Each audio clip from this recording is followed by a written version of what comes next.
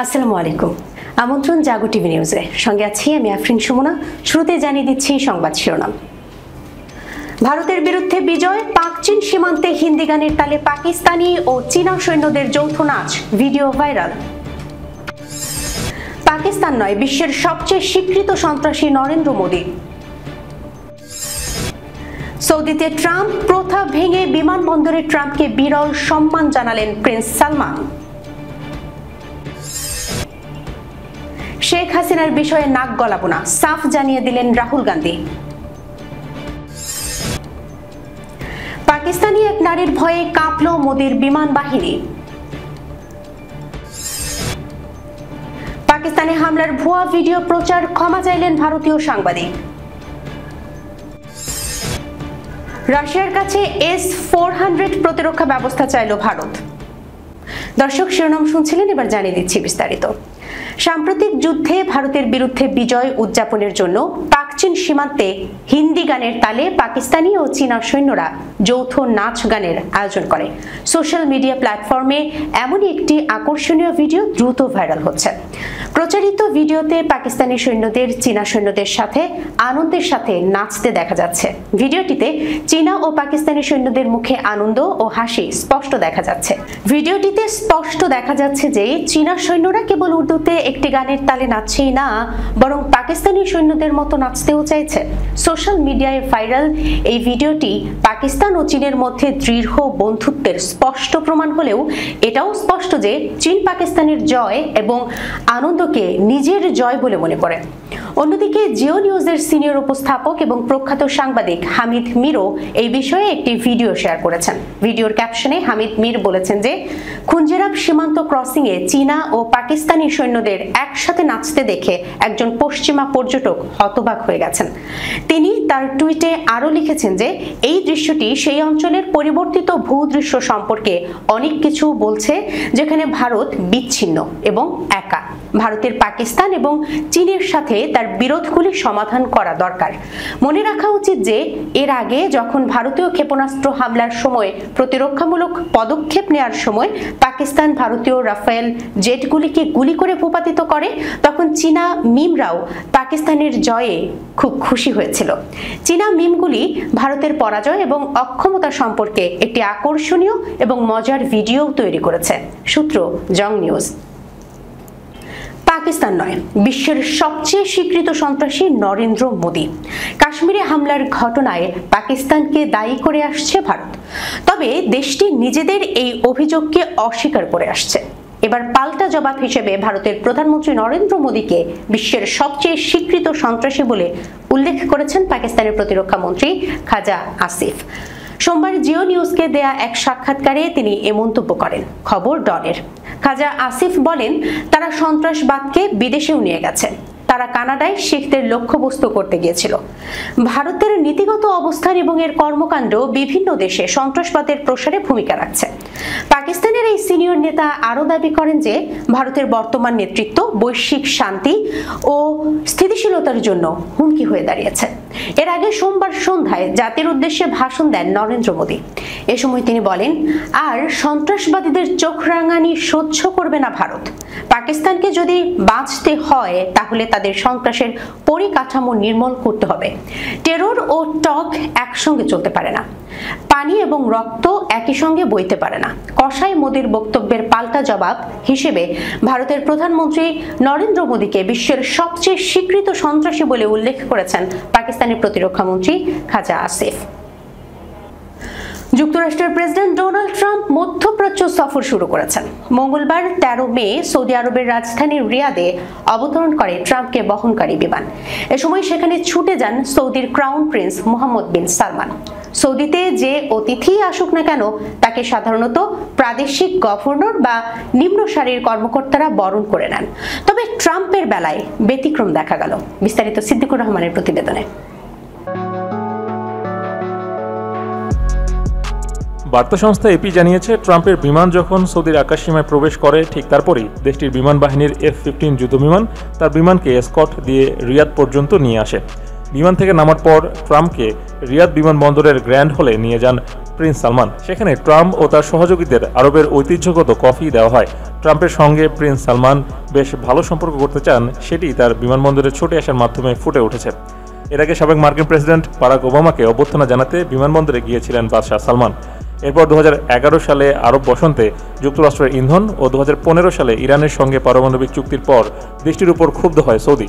2022 সালে সাবেক president Joe Biden যখন সৌদিতে গিয়েছিলেন তখনও বিমানবন্দরে তাকে স্বাগত জানিয়েছিলেন প্রাদেশিক গভর্নর।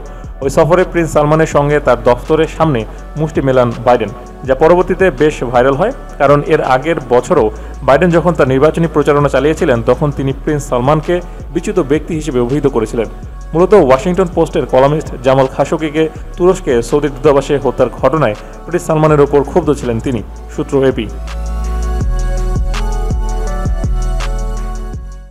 সম্প্রতি যুক্তরাষ্ট্রের ব্রাউন বিশ্ববিদ্যালয়ে শিক্ষক শিক্ষার্থীদের সাথে মতবিনিময়কালে কংগ্রেসের সাবেক সভাপতি রাহুল গান্ধীও এড়িয়ে যান বাংলাদেশ ভারত সম্পর্ক প্রসঙ্গ।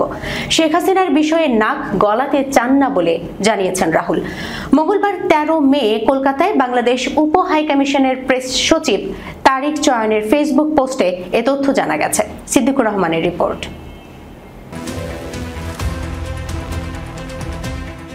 ছাত্র জনতার গণ অভ্যুত্থানের জেরে দেশ ছেড়ে পালিয়ে ভারতে গিয়ে আশ্রয় নিয়েছিলেন সাবেক প্রধানমন্ত্রী শেখ হাসিনা।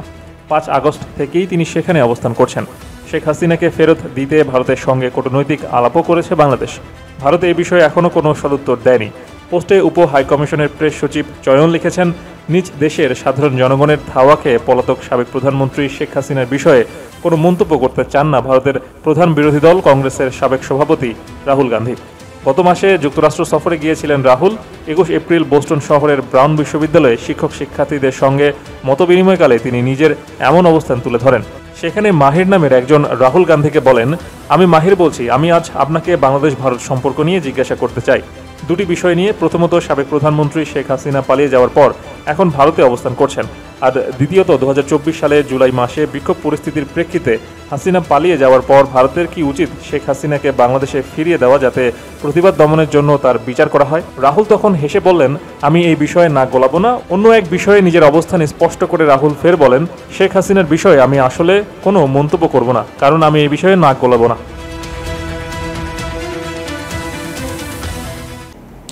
ভারতের কসাই খ্যাত মোদি এক কাশ্মীর হামলাকে কেন্দ্র করে কথিত প্রতিশোধের নামে হামলা চালায় পাকিস্তানের নিরীহ মুসলমানদের উপর।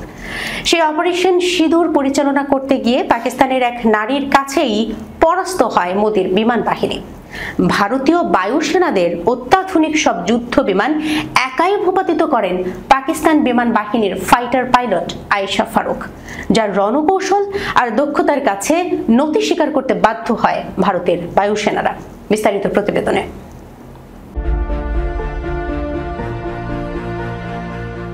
একে একে আয়শার হাতেই পরাস্ত হয় ভারতীয় ফ্রান্সের গর্বখ্যাত রাফেল যুদ্ধবিমান সহ রাশিয়ার তৈরি যুদ্ধবিমানও। মোদির নির্দেশে আগ বাড়িয়ে বীরত্ব দেখাতে গিয়ে এক আয়শার কাছেই বিড়ালে পরিণত হয় ভারতীয় বিমান বাহিনী। চায়নার তৈরি Z-10C যুদ্ধবিমান নিয়ে একাই পরাস্ত করেছেন ভারতের 3000 কোটি টাকার তিনটি রাফেল যুদ্ধবিমান। পাকিস্তানের প্রথম নারী ফাইটার পাইলট আয়েশা ফারুকের বীরত্বগাথা আর তার সাহসিকতায় মুগ্ধ পুরো বিশ্ব। 37 বছর বয়সী আয়েশা ফারুক পাকিস্তানের বাওয়ালপুরের এক সাধারণ পরিবার থেকে উঠে আসা। ছোটবেলায় বাবাকে হারানো আয়েশাকে তার মা অনেক প্রতিকূলতার মধ্যে সাহসী এক বিমান সেনায় পরিণত করেছেন।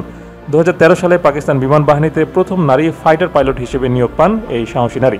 ভারতের মোদী সরকারের অহংকারকে ধুলোয় মিশিয়ে চূর্ণবিচূর্ণ করতে যে ভূমিকা রেখেছেন আয়েশা, তাতে পাকিস্তান পেরিয়ে পুরো দক্ষিণ এশিয়াকে ছাড়িয়ে সারা বিশ্বে হচ্ছে তার বন্দনা। ফ্রান্সের গর্বখ্যাত রাফেল যুদ্ধবিমান এর আগে কখনোই কোনো যুদ্ধে পরাস্ত হয়নি। সেই অসাধ্যকেই সাধন করেছেন পাকিস্তানি এই সাহসী নারী। চীনের তৈরি Z-10C থান্ডার যুদ্ধবিমান নিয়ে সাহসিকতার সাথে একাই ভূপাতিত করেছেন রাফেল। রাওয়ালপিন্ডির রাস্তায় তার নাম এখন গানের মতো গাওয়া হচ্ছে তার সাহসী এই বীরত্বের জন্য। পুরুষ প্রধান সমাজে একজন নারী হয়েও ভারতের মোদির অহংকারকে লাথি মেরে ভাগিয়েছেন এই নারী। তার PL-5 ক্ষেপণাস্ত্র কেবল রাফেলকে ধ্বংস করেনি, ভারতের অহংকারকেও চূর্ণবিচূর্ণ করে মাটিতে মিশিয়ে দিয়েছে। ভারত পাকিস্তান যুদ্ধ নিয়ে সাম্প্রতিক উত্তেজনার মধ্যে অতিরঞ্জিত ও ভুয়া তথ্য ছড়ানোর অভিযোগ উঠেছে বিভিন্ন সংবাদ মাধ্যমের বিরুদ্ধে। এমন প্রেক্ষাপটে এবার বিতর্কের কেন্দ্রে এসেছেন ভারতের প্রখ্যাত ইংরেজি দৈনিক দ্য হিন্দুর পররাষ্ট্র বিষয়ক সম্পাদক স্ট্যানলি জনি। সম্প্রতি এক্স প্ল্যাটফর্মে দেয়া এক রিটুইটে তিনি এমন একটি ভিডিও শেয়ার করেন যেখানে দাবি করা হয়েছিল ভারতীয় নৌবাহিনী পাকিস্তানের বন্দর নগরী করাচিতে হামলা চালিয়েছে। বিস্তারিত ডেস্ক রিপোর্টে।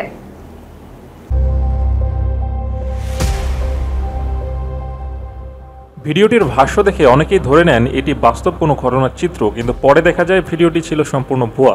এই ভুল তথ্য ছড়ানোর বিষয়টি স্বীকার করে স্ট্যানলি জনি প্রকাশ্যে দুঃখ প্রকাশ করেন। সোমবার 12 মে রাতে পাকিস্তানি সংবাদ মাধ্যম দ্য নিউজ ইন্টারন্যাশনাল এ খবর নিশ্চিত করে জানায় তিনি সোশ্যাল মিডিয়ায় ক্ষমা চেয়েছেন তার রিটুইট করা ভুয়া ভিডিওটির জন্য। এক্সে দেওয়া এক পোস্টে স্ট্যানলি জনি লিখেছেন, চারপাশে ঘন কুয়াশার মধ্যে ছড়িয়ে আছে প্রচার প্রোপাগান্ডা। আমি সবসময় চেষ্টা করি যাচাইকৃত তথ্য নিয়েই টুইট করতে এবং ষড়যন্ত্র তত্ত্ব এড়িয়ে চলতে, কিন্তু কখনো কখনো রিটুইট করার সময় ধরে নেই অন্য প্ল্যাটফর্ম যা দিচ্ছে তা হয়তো সত্যি সত্যি। তিনি আরও বলেন, করাচিতে হামলার এই ভিডিওটি ভুল তথ্য ছিল। এ নিয়ে আমি আপনাদের কাছে আন্তরিকভাবে ক্ষমা চাইছি। ভারত ও পাকিস্তানের মধ্যে সাম্প্রতিক সামরিক উত্তেজনার পটভূমিতে সোশ্যাল মিডিয়ায় ব্যাপকভাবে ছড়িয়ে পড়েছে বিভ্রান্তিকর তথ্য, যার বেশিরভাগই যাচাইবিহীন। এর মধ্যে এমন একজন অভিজ্ঞ এবং দায়িত্বশীল সাংবাদিকের ভুয়া তথ্য শেয়ার করা গণমাধ্যমের দায়িত্ব ও সোশ্যাল মিডিয়ার প্রভাব নিয়ে নতুন করে আলোচনার জন্ম দিয়েছে। বিশেষজ্ঞদের মতে এমন পরিস্থিতিতে সাংবাদিকদের আরও বেশি সতর্কতা অবলম্বন করা উচিত, কারণ তাদের ছড়ানো একটি ভুল তথ্য দুই দেশের মধ্যে উত্তেজনা বাড়িয়ে দিতে পারে।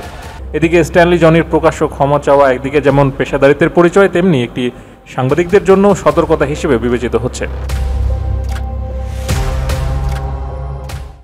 সম্প্রতি পাকিস্তানের বিরুদ্ধে ভারত অপারেশন সিঁদুর নামে আক্রমণ পরিচালনা করে। পাল্টা ব্যবস্থায় পাকিস্তান ভারতের বিরুদ্ধে বুনিয়ানুন মারসুস বা সীসা ঢালা প্রাচীর নামে পাল্টা আক্রমণ পরিচালনা করে। পাকিস্তান সেনাবাহিনী দাবি করে তাদের হামলায় ভারতীয় রুশ প্রতিরক্ষা ব্যবস্থা S-400 ধ্বংস হয়। এই ঘটনার পর রুশ ক্ষেপণাস্ত্র প্রতিরক্ষা ব্যবস্থা আরও সংগ্রহ করতে চায় ভারত। বিস্তারিত প্রতিবেদনে। ভারতের স্থানীয় গণমাধ্যম দেশটির প্রতিরক্ষা মন্ত্রণালয়ের উচ্চপদস্থ সূত্রের বরাতে খবর প্রকাশ করেছে, রাশিয়াকে ইতিমধ্যে অতিরিক্ত ইউনিট সরবরাহের অনুরোধ জানানো হয়েছে। ভারতীয় সেনাবাহিনীতে ইতিমধ্যেই এই অত্যাধুনিক প্রতিরক্ষা ব্যবস্থা চালু রয়েছে। সম্প্রতি পাকিস্তান সেনাবাহিনী দাবি করে তাদের হামলায় ভারতীয় রুশ প্রতিরক্ষা ব্যবস্থা S-400 ধ্বংস হয়। এই ব্যবস্থার মাধ্যমে পশ্চিম সীমান্তে পাকিস্তান থেকে ছোড়া ড্রোন ও ক্ষেপণাস্ত্র প্রতিহত করার দাবি করেছে ভারত। ভারতে S-400 সিস্টেমকে দূরদর্শন চক্র নামেও ডাকা হয়। এটি 600 কিলোমিটার দূর পর্যন্ত লক্ষ্য শনাক্ত করতে পারে এবং 400 কিলোমিটার দূরে টার্গেট ভেঙে দিতে পারে। একসঙ্গে 100টিরও বেশি লক্ষ্য পর্যবেক্ষণ করতে পারে এর উন্নত রাডার সিস্টেম। 2018 সালে ভারত ও রাশিয়ার মধ্যে প্রায় $5.43 বিলিয়ন মার্কিন ডলারের চুক্তি হয় 5টি S-400 ইউনিটের জন্য। প্রথম ইউনিট 2021 সালে পাঞ্জাবে মোতায়েন করা হয়। এই ব্যবস্থা বিভিন্ন ধরনের ক্ষেপণাস্ত্র ছুড়তে সক্ষম। এটা যুদ্ধবিমান, ড্রোন, ক্রুজ মিসাইল ও ব্যালিস্টিক মিসাইল প্রতিহত করতে পারে। দ্রুত স্থান পরিবর্তনের সুবিধা থাকায় যুদ্ধক্ষেত্রে এটি কার্যকরভাবে ব্যবহার করা যায়। দর্শক, এই ছিল এখনকার মতো জাগো টিভি নিউজে। যাবার আগে সংবাদ শিরোনামগুলো জানিয়ে দিচ্ছি আরো একবার। ভারতের বিরুদ্ধে বিজয়, পাক চীন সীমান্তে হিন্দি গানের তালে পাকিস্তানি ও চীনা সৈন্যদের যৌথ নাচ, ভিডিও ভাইরাল। পাকিস্তান নয়, বিশ্বের সবচেয়ে স্বীকৃত সন্ত্রাসী নরেন্দ্র মোদী। সৌদিতে ট্রাম্প প্রথা ভেঙে বিমানবন্দরে ট্রাম্পকে বিরল সম্মান জানালেন প্রিন্স সালমান। শেখ হাসিনার বিষয়ে নাক গলাবো না, সাফ জানিয়ে দিলেন রাহুল গান্ধী। পাকিস্তানি এক নারীর ভয়ে কাঁপল মোদীর বিমান বাহিনী। পাকিস্তানে হামলার ভুয়া ভিডিও প্রচার, ক্ষমা চাইলেন ভারতীয় সাংবাদিক। রাশিয়ার কাছে S-400 প্রতিরক্ষা ব্যবস্থা চাইল ভারত।